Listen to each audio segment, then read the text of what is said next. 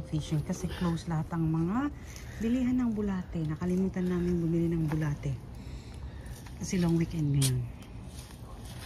So maghanap tayo ng pangpain natin ng mga isda. Ayan ang mga bulate na kinta na. Marami kasi dito sa garden eh. Mura actually ang bulate. Ayan na may ismersa. Ayan natabunan. Ayan. Mura lang, kaya lang syempre close ang mga stores na pabilihan ng nakikita ko.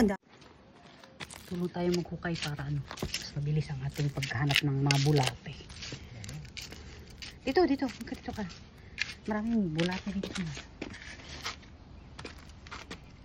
Itatalin natin maghanap ng siguro kung may open na bibilhan ng mga bulate.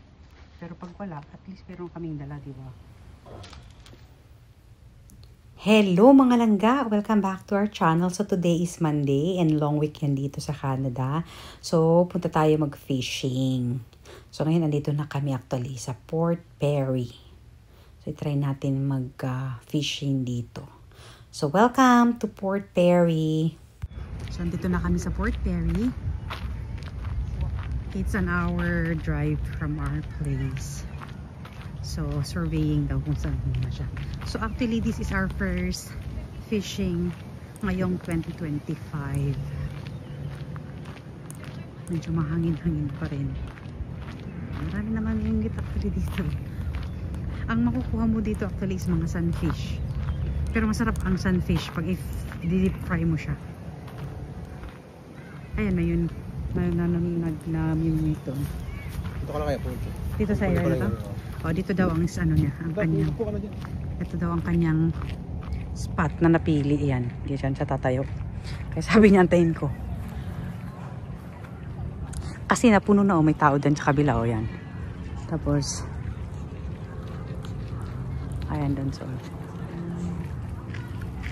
hindi ko alam kung meron kaming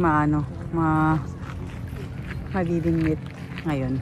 But we will just try. And then mag-proof ka na lang kami doon mamaya. Kasi nung pumunta kami dito, I think pandemic time, marami din namimingwit pero at least meron kaming nabingwit. Meron din akong vlog dito namimingwit kami dito. But for this year, 2025, ngayon na ako magpa-vlog dito ulit. Welcome to Port Perry. A good place actually if you are in the east side of Toronto. Mas malapit-lapit. Ayan ang mga bangka doon, no? Punta tayo doon mamaya. Ang dami kasing tao, sobra. Kasi long weekend. Buti meron pa kami parking spot. Ayan. Siguro kukunin ko yung yung upuan tapos dyan lang ako uupo. Dito ako magpipiknik sa bato na yan. Gagawin nating table yan. Ang ganda dito kasi yung ibon. Maririnig mo talaga. Pwede ka rin mag-walking dito, mag-biking. Tapos mag-fishing. Ay, umalis na si Tatang. Wala yata siyang nahuli. Kasi tanghaling tapat na kaya. So, I think we have to wait until medyo ng konti. Kasi yung mga isda yata, nagsipaglayasan. Ayan na silang fishing. Ako naman, kumakain ako ng apple salad. Apple siya. I put some different kinds of nuts. And then, ano ba yung nilagay ko? Cheese. Cottage cheese. Masarap yan ako. Cottage cheese at saka apple and then a lot of nuts. Yan. Different kinds of nuts. Ito. Sunflower. Ayan, alam ko din kung ano yung coffee nuts yan. Ang dami. Whatever nuts that you like to put, you can put. And dried na grapes or whatever. Whatever nila. Mix lang. Sarap siya.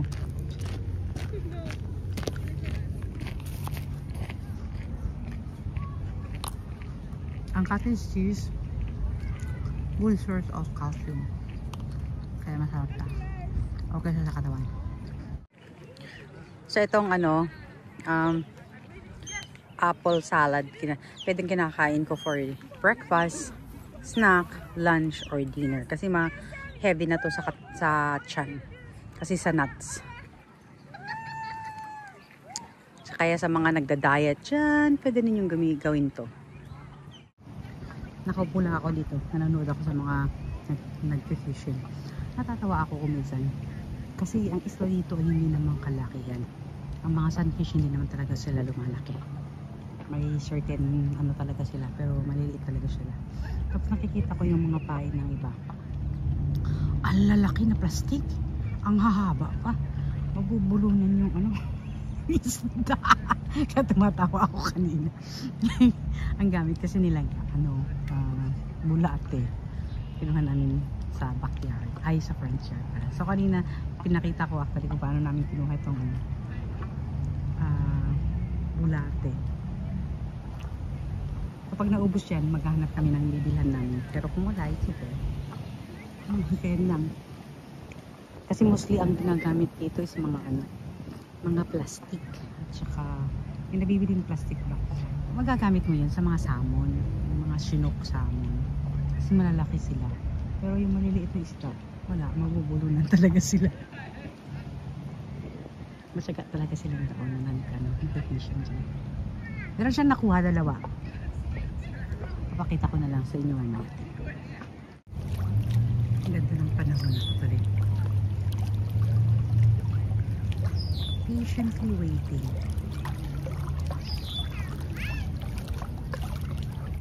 Ayan, may kinuha sila tapos binalik nila pero patay na. Yan ang sunfish. Hindi talaga lalaki ang mga sunfish. Lumulutan na lang siya sa tubig. Langga ko, may naglanding na eroplano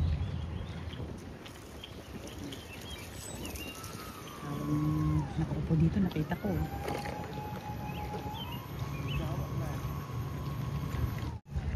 Punta sa amin.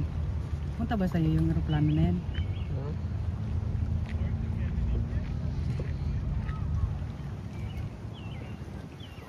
Saan kaya ang driver niyan? Ito naman sa langgaan. Nag-fishing dyan. Tapos pumupunta sa amin. Ay, lumalapit na sa'yo oh. Yan na lang kaya ang anuhin mo, i-fishing mo. Sa fishing rod mo. Oh, maraming tao sa likod ko, tinitingnan din nila yun.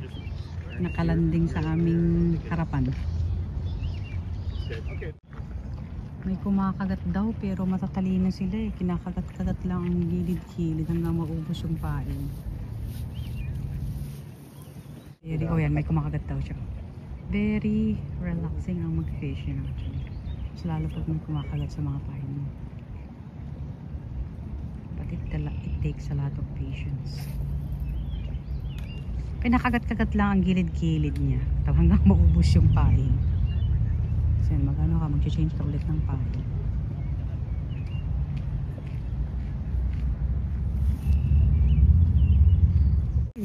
Ayan o. Ayan. O, diba? Yan ang nakuha natin. Pero pa sa ilalim niya. So actually pag sunfish, maliliit talaga siya. Masarap lang talagang iprito ang sunfish. Allowed kang kumuha ng sunfish. Ayun ang isa. Nagano. Yun ang nasa ilalim niya. Malaki din siya. Malaki-laki. So, allowed ka for 100 pieces of sunfish sa license mo. Pero kung minsan wala eh. Kinakain lang niya yung pain. Tapos, ayan yata. Ayan. Saan na? Ayan. Tingnan natin kung malaki yan. Kung malaki, kunin. Kung maliit, ibalik. Pero parang kang good size. Ito kasi malito eh. Maliit lang. Pidyo yan. Saan na? Saan? Saglit. Hindi ko nakikita. Saan ba? Ayan.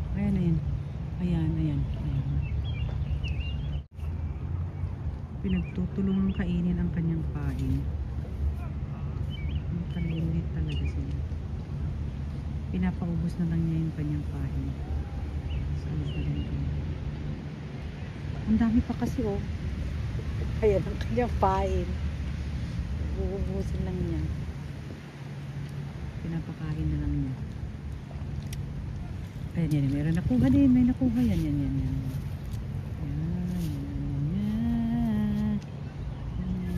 Saan na ba? Saan na ba yung isda? Ayan. Charan, mga langga! So, ito na po yung ating na-fishing. O, diba? So, ito po ay sunfish. So, ito pong mga sunfish ay hindi talaga sila lalaki. So, maliliit talaga siya. Parang silang mga danggit. Pero gustong-gusto ko ito dahil if deep fry mo siya, magiging crunchy talaga siya. Pati ulo at tinik ay kakainin mo. So, ayan, actually, may mga itlog na yung iba. Ayan, itong mga babae, ayan, may mga itlog na siya. So, dito sa Ontario, I don't know sa ibang ng panig ng Canada, pero dito sa Ontario, pwede kang mamingwit ng 100 na sunfish at walang sizes. So, maliit, malaki, pwede mong kunin. Kasi maraming sunfish actually talaga. So, ayan, nalinis na siya. I-deep fry ko talaga. Mas masarap pa ito actually sa catfish. I don't know pero yan ang preference ko. Kaya kung may nabingwit kaming catfish, ipapamigay namin yun o kaya ibabalik namin. Mas gusto ko pa kasi itong sunfish. Kasi pag prinito mo siya, masarap. I would say masarap talaga. Pero yung mga iba ayaw dito kasi nga mahirap linisan kasi maliliit siya. But I would prefer this sa catfish. At ayan na mga langga, ang unang batch ng aking prinito. So, look at that. And then, magluluto ako ng munggo para pang partner natin sa ating isdang prinito. Diba? Meron na tayong libreng ulam.